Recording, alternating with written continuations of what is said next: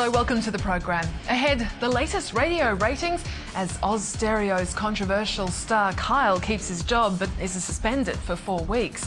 A Wednesday night free-to-air TV battle looming, while debate about the future of Telstra's stake in Foxtel lifts media stocks.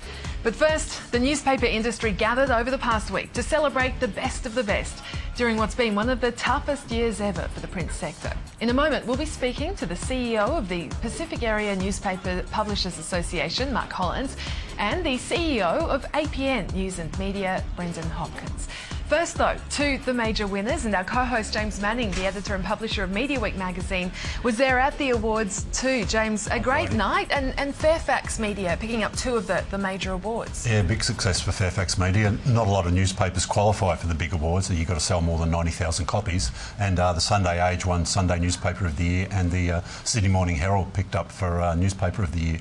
So as we'll see, Brian McCarthy was very excited about that. Yes, you spoke to him. Let's have a look at what he had to say. You know, Fairfax is very proud of those 2 great mastheads in Sydney and Melbourne. And in the last year, we've had a lot of change, a lot of restructuring, 2 new editors in both markets. So to win those 2 major awards, it's very gratifying for the efforts of all the staff who've been very loyal and very passionate about their newspapers. Yeah. And in such a challenging year, you seem to have kept up the investment too in the papers. You haven't really backed off, where there was a lot of talk that you would be. There'd be really lots of cuts. I mean, there's been some staff attrition, but it's a lot of voluntarily redundancies in that. That's correct. A lot of it was voluntary. And we're very keen to develop the talent we have in our newsrooms, and we'll be doing that in the years ahead. We believe we've got a great future. We've done very well with our online sites as well. And they're a great integrating those 2 print and online assets in those 2 key markets in Australia. That's the focus of the company, and the combination of Fairfax and Rural Press from the merger 2 years ago, the benefits of that are now starting to show in the talent that's within the company. Those 2 little badges you'll probably put on your front covers, Newspaper of the Year, will look pretty good. Plenty of challenges ahead. Of course, the Australian's been gearing up, spending some serious money.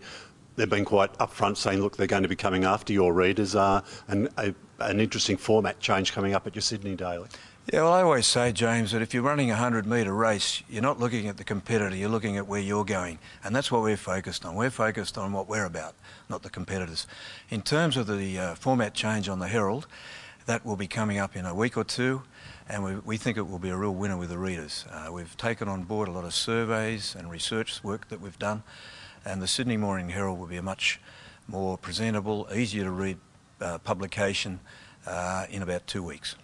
And another of the major winners, the National News Website of the Year, was won by News Limited's news.com.au. I spoke to the editor, David Higgins, and asked what news websites need to do to set themselves apart from their competitors to attract readers. One of the key things that we're learning in online news is, in the old days where journalists and editors used to go by gut feel, these days we really look very closely at the data. We look very closely every day, every hour, every minute at what people are clicking on and what they're not clicking on, and we're reacting to that very quickly. So what you're starting to see is media and websites like ours start to understand their customers and their audiences in ways that just weren't possible in the past.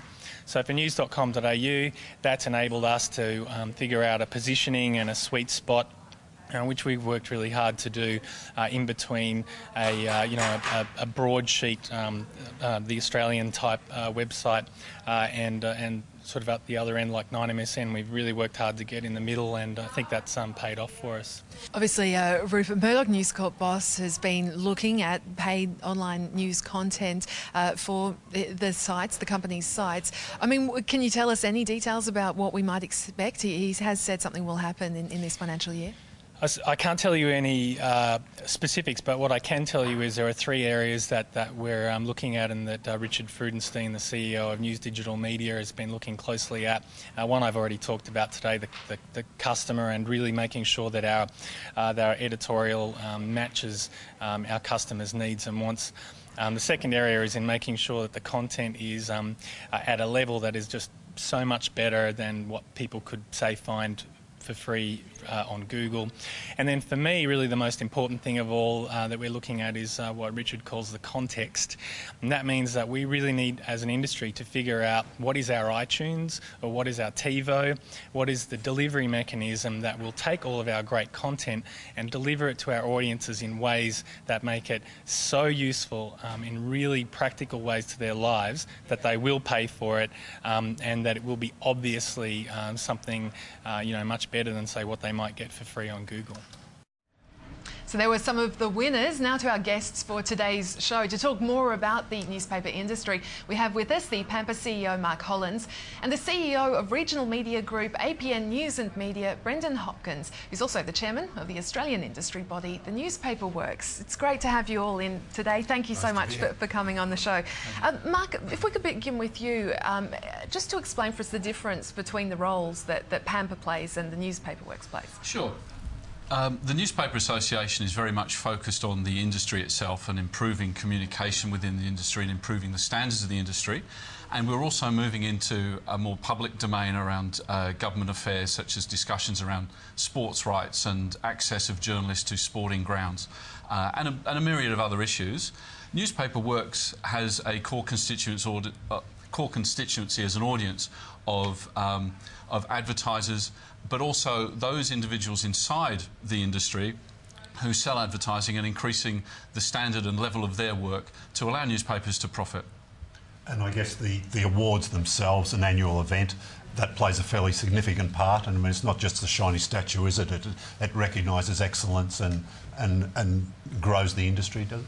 Well, no, it's certainly not just a shiny statue. The amount of effort that goes into the entries is quite stunning. And in fact, all our entries for the 90,000 plus category that was referred to earlier were all judged overseas, and all the judges said that they had never seen anything in their own markets like this. And so I'm talking about Scandinavia, Britain and the United States. It was a fantastic night, and of course we should mention, we just mentioned a couple of the major winners there, but APN of course doing very well too, Brendan. Warwick, delighted to see Warwick win the newspaper of the year for circulation up to 25,000, and as you know, APN has very strong franchises in Queensland. Just to reiterate what Mark said, one of the great sort of, if you like, features of the Australian publishing industry, newspaper industry, which I'm sure we'll come back to later on, is this, unbelievable penetration that we've got of our local markets. One paper towns, still very high penetration. 7 out of 10 people in Rockhampton would read the Bully, every day. And it's very strong penetrations, and those you don't see in other markets around the world, and that really differentiates why newspapers have got a very long and healthy future in Australia. We might take that opportunity just to ask you a little bit about the Australian industry. I know American filmmaker Michael Moore was quoted this week. He's got a new film about capitalism, and he said, look, rampant capitalism killed newspapers, not the internet. Have Australian owners been less greedy, perhaps, than their international counterparts? Yes, I think that's probably true. And also I think they've reinvested very actively in the industry over the last 10, 20 years, and indeed led a lot of the sort of investment in overseas repositioning of papers in overseas markets. And I think there's no doubt that Australia and New Zealand have got, I think, some of the leading exponents of newspaper publishing in the world working in these markets, and the companies behind them, which are very well funded, as you say. We haven't seen the sort of capital, as it were, being withdrawn from these businesses, and indeed we've seen a lot of reinvestment, over $1 billion in the last 3 to 5 years in terms of new technologies, new production, right at the forefront of online and publishing, and frankly, I think a lot more healthy years to come. Just looking, I guess, at how the industry is faring, Mark, if we could look at sort of the regional level, we have recently just had News Corp boss Rupert Murdoch saying at the Goldman Sachs media conference in the US this week that US advertising markets are much better than they were 4 months ago. How is the region faring in this part of the world? I think the publishers are seeing an upturn in the same way. When it came to advertising, it's been a rugged year. There's no doubt about that, and everybody has been honest enough to say so.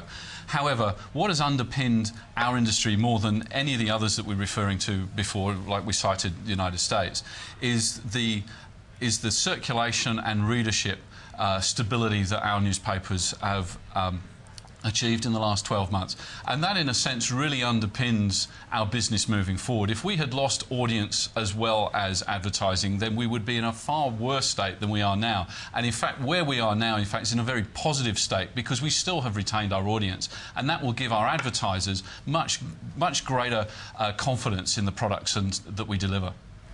Just mentioning advertising there, Brendan, what's the CSER figures came out today, showed the newspapers down around about 20% year on year. They said a lot of that was classifieds going. Not classifieds going. I think activity levels in the economy is dropping. Obviously, people aren't hiring people, so employment advertising is low. It's the same. By the way, employment advertising is exactly the same online as it is publishing. It's been very badly affected. Real estate, interesting enough, we're starting to see real estate starting to come back now as housing markets improve. So we've seen activity levels drop, and across all media, and including online. And I think, as Mark rightly says, as activity levels start to improve again, you'll see those revenues starting to elevate. And I think it's very similar to what happened at the end of the last recession that we saw. We saw again, and at that time, newspaper revenues down about 17%, and this time down about 20%. So very much an activity drop. And as I said earlier, I think, and as Mark said, with the high penetration that we've got of our markets, which you don't see in other parts of the world, there's no doubt that it'll come back as strong as ever. Just wanting to sort of flesh out to this debate about how to monetise the news websites' content.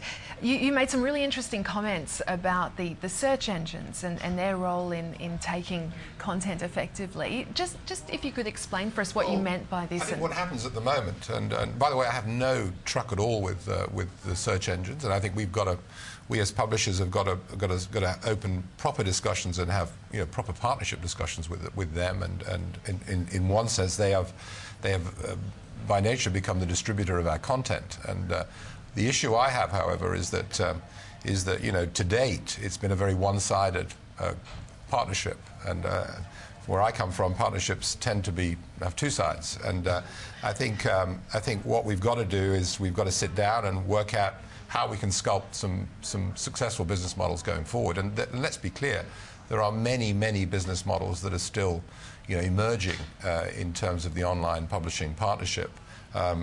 Using an analogy, we're probably about 5 minutes into the game at the moment, so there's a long way to go in this game.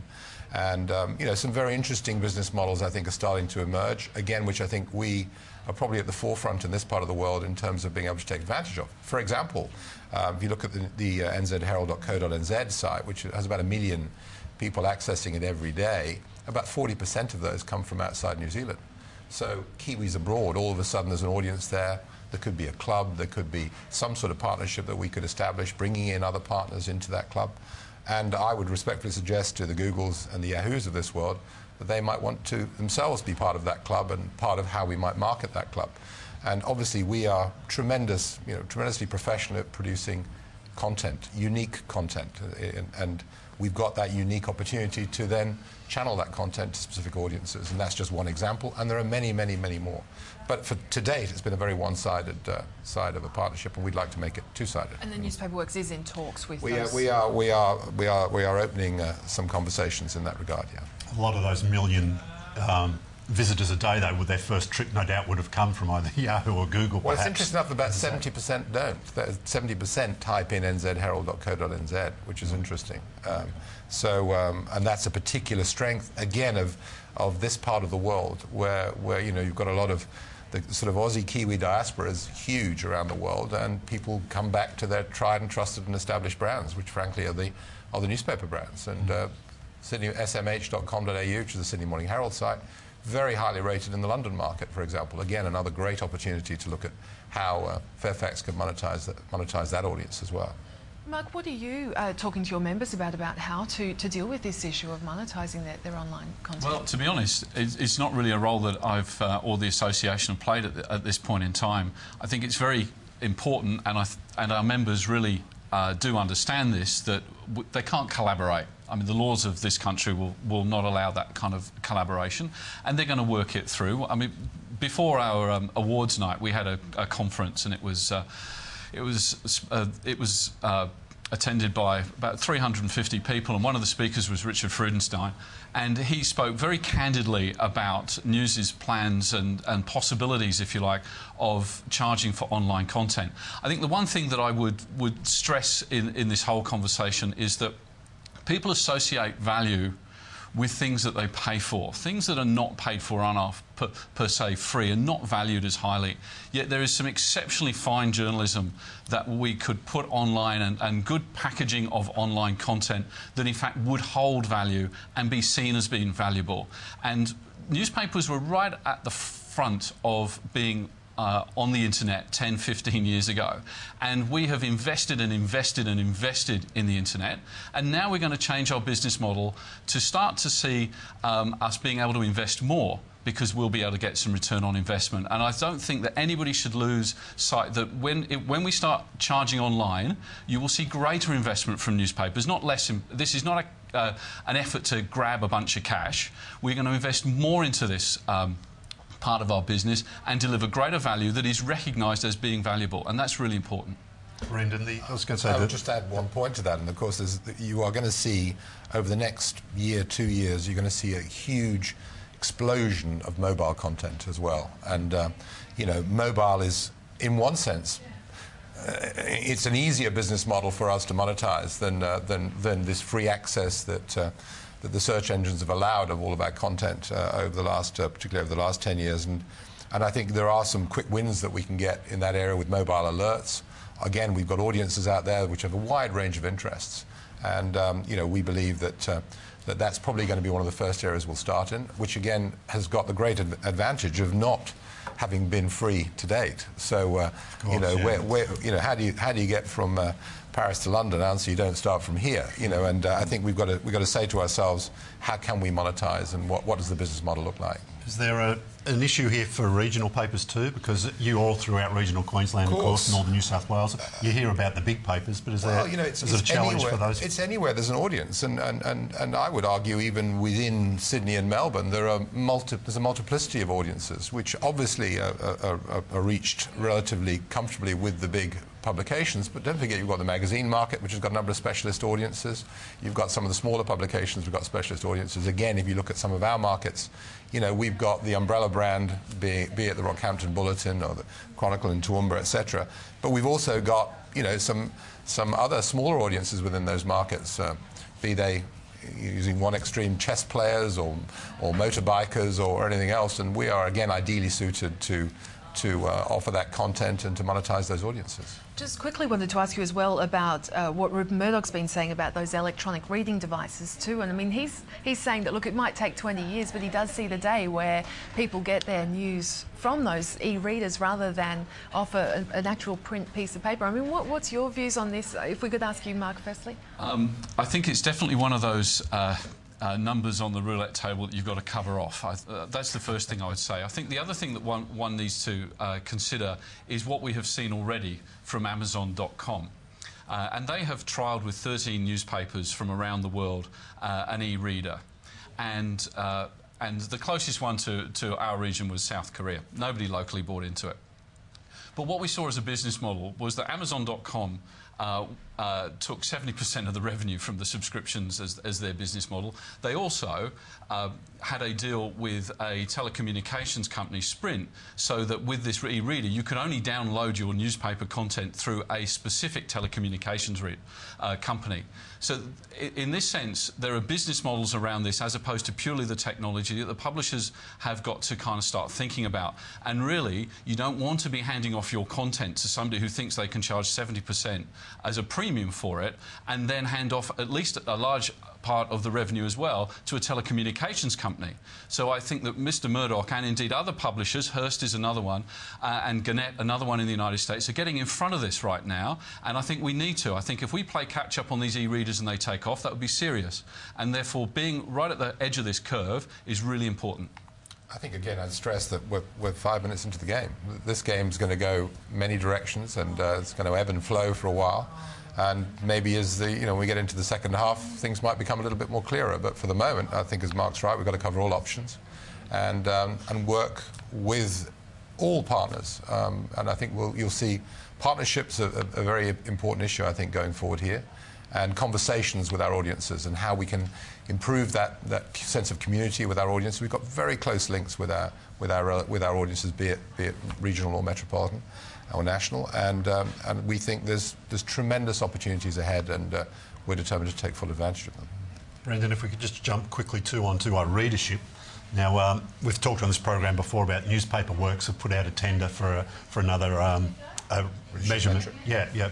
How fair dinkum are the members about? Are we going to end up with 2 readership, results coming out in 12, 18 months' time? Or? Well, I genuinely hope not. And what we've set out to achieve as a board is we want to have world best practice in Australia. And what we're doing is we're putting out a tender, hoping that everyone participates, and we want to absolutely convince ourselves and the users of this metric, obviously our agencies and our advertisers, that we've got world best practice. And from time to time, would say, of course, they are giving you world best practice. They far off. Well, then let's have an independent assessment of that. And I'm a great admirer of Morgan's, and hope to goodness that they participate and show that they are the best in the world, which I think Gary Morgan has said. And fantastic.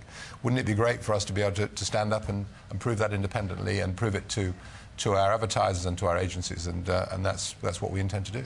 All right, I'm afraid we are going to have to leave the discussion about the newspaper industry certainly there.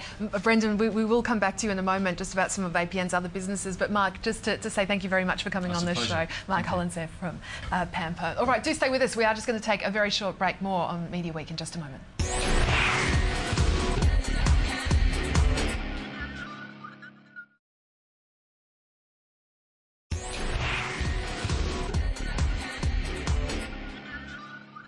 Well, of course, the latest radio ratings are out from Nielsen. This is Survey 6 for 2009. Now, we welcome back our guest today, the CEO of Regional Media Group, APN News and Media, Brendan Hopkins, which does own, of course, more than 130 radio stations across Australia and New Zealand. And, of course, James Manning from Media Week here.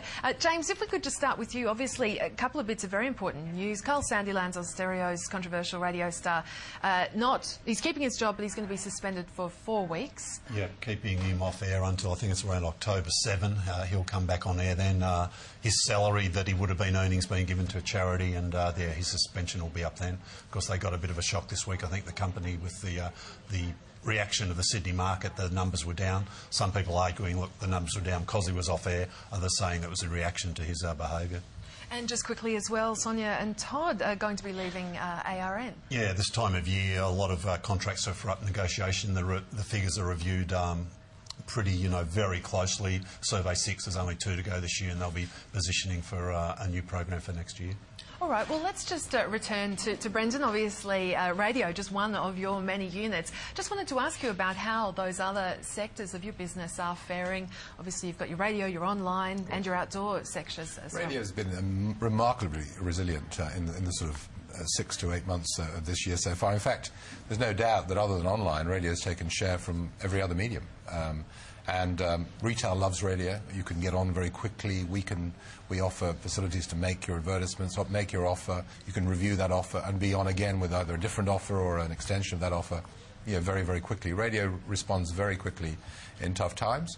And I think in general, I'm sure you'd agree with this, James, retail has had a pretty good period during this last 12 months, at a time when a number of other sectors have been challenged, particularly, as I said earlier, employment advertising, with again, recruiting intentions dropping very significantly, and real estate, which has come through something of a roller coaster and is now starting to improve. But there's no doubt that retail, and to a lesser extent national advertising, have performed well, and retail plays very much to radio's strengths. And outdoor? Outdoor, again, would be a different type of advertiser, much bigger advertiser, dealt mainly through advertising agencies. And what you've seen over the last 12 months is you've seen a number of the big categories in outdoor missing from the market. So you've seen the banks, for obvious reasons, who would again be normally big supporters of outdoor. Car companies, normally big supporters of outdoor. Airlines, normally big supporters of outdoor. And indeed some of the drinks companies, etc., big supporters. They've all been missing from the marketplace. The good news is they're all coming back. And indeed, as we said to the market relatively recently, our Q4 bookings for outdoor are significantly ahead of what we've seen in the year to date, and that's really evidenced by a number of these very large advertisers coming back into the market. Okay, I'm afraid we're going to have to leave it there. Brendan Hopkins, CEO of APN News and Media, thank you so much for your time today. All right, we are just going to quickly now check on the media sector's performance on the share market this week, following the news, of course, that the government wants a breakup of Telstra. Cameron Peacock from IG Markets has the details. Certainly the big talking point of the week has been Telstra. On Monday we had Communications Minister Stephen Conroy come out and surprise the market by proposing the structural separation of Telstra's wholesale and retail businesses. Now the government is hoping that Telstra voluntarily agrees to structural separation, but it has said that if it doesn't, that it will impose strong functional separation on Telstra, where it may be prevented from acquiring additional wireless spectrum while it holds its HFC network or its 50% stake in Foxtel. Now, Telstra is currently one of the most integrated telecommunications companies in the world across its fixed line, cable and mobile networks. And these reforms are really being introduced to enhance competition and bring additional consumer benefits. In terms of how Telstra might structurally separate, well, the government's given them plenty of flexibility. Most analysts seem to suggest that it will involve the spin-off of some of its fixed line assets, or Telstra diverting some of its current traffic across the new NBN network and phasing out the use of the copper network over time. The other option, and something that Telstra will likely want to avoid, is the divestment of its 50% stake in Foxtel. Now, the other two owners of Foxtel are News Corporation and Consolidated Media, both of whom hold 25%. Now, Consolidated Media has been in the press quite a bit of late. Of course, we know Kerry Stokes through Channel 7 has recently acquired a 19.9% stake in that company and been given 2 board seats, and it's also known that he has a strong interest in the Foxtel assets. It's also widely presumed that News Corporation and Consolidated Media have preemptive rights to acquire additional stakes in Foxtel should it be divested. Taking a look at some of the price action in some of these stocks this week, we did see Telstra fall by 4.3% after the new legislation was proposed. The next day, though, we had a number of analysts come out and say that the selling was overdone and what was being proposed was widely misunderstood. A number of analysts have suggested that structural separation may actually unlock some hidden value in some of Telstra's other assets, and this has seen the stock rebound about 6% in the last 3 days. Having a look at Consolidated Media, well, those shares have fallen by about 1.9% this week, which is a little bit surprising given that they're also conducting a share buyback. News Corporation, on the other hand, they're trading higher by about 2.7% this week, but it's difficult to determine whether that's on speculation of Foxtel maybe being sold off or just on generally higher equity markets. Finally, taking a look at pay TV provider Austar, that company has seen its shares surge about 7.9% this week, and that's probably as a result of the possible shake-up in the pay TV industry should Foxtel be divested. Unfortunately, not enough time to have a look at the ratings for week 37, but just very quickly in the free-to-air space, James, there is a battle looming on Wednesday night free-to-air with Hey Hey. It's going to be exciting this week. 9 moved Hey Hey. The Hey Hey reunion specials from a Tuesday night to a Wednesday night. A lot of people are thinking, yeah, big deal, but it's starting to get a bit of momentum. They've realised that 9, so they're going to take on Celebrity MasterChef on Wednesday night, so that'll be interesting to see the last Wednesday of this month. And Australian Idol actually moving to a later time slot as well. Yeah, it's 10 have had a bit of trouble finding an audience for that, as we've talked about before, so they're taking it back to its old time slot, which was 7:30 on Sunday nights, and all the programming moves back 1 hour on 10. And just finally in the subscription TV space, interesting that TV1's Sci-Fi Channel has got a rights to a big premiere. Yeah, SGU Stargate it's called. It's the 3rd major series they've got out of the Stargate franchise. It starts in the first week of October, so for all those sci-fi buffs out there, one to watch out for. Definitely. James Manning, editor and publisher of Media Week, as always, thank you so much. And that is the program for this week from the team here. Thanks for your company.